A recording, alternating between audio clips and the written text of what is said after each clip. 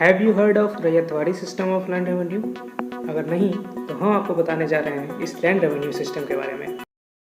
Colonial rule के समय India में 3 रेवेन्यू कलेक्शन मेथड्स को इंट्रोड्यूस किया गया था, जिसमें से एक था रैयतवाड़ी सिस्टम। इस रेवेन्यू सिस्टम का बेसिक प्रिंसिपल ही गवर्नमेंट एजेंट्स के द्वारा डायरेक्टली हर एक इंडिविजुअल कल्टीवेटर्स से लैंड रेवेन्यू कलेक्ट करने का था।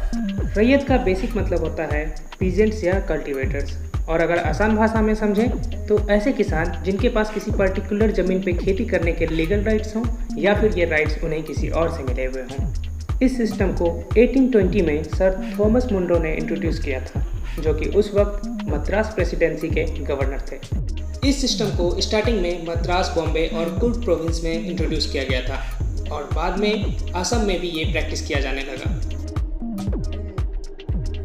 अकॉर्डिंग टू दिस सिस्टम, इसमें पीजेंट्स या कल्टीवेटर्स को ज़मीन का मालिक माना जाता था और उनके पास प्रॉपर ओनरशिप राइट्स भी होते थे।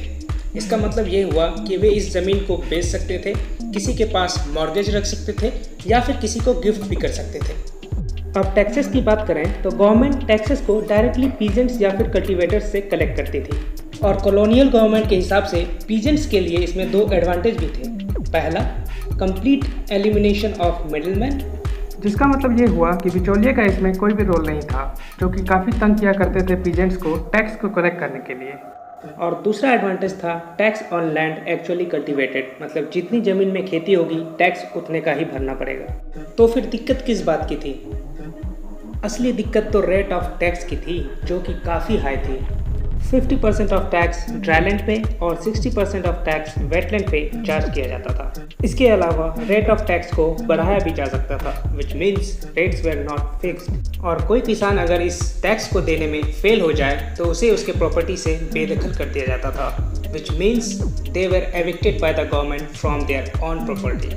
पीजेंट्स के लिए ये बर्डन भी कम नहीं थे, लेकिन उसके बावजूद लेट 18th सेंचुरी में इस कानून को और भी स्ट्रिक्ट कर दिया गया और अब पीजेंट्स को ये टैक्सेस सिर्फ कैश में पे करना पड़ता, यानी कि no option of paying in kind.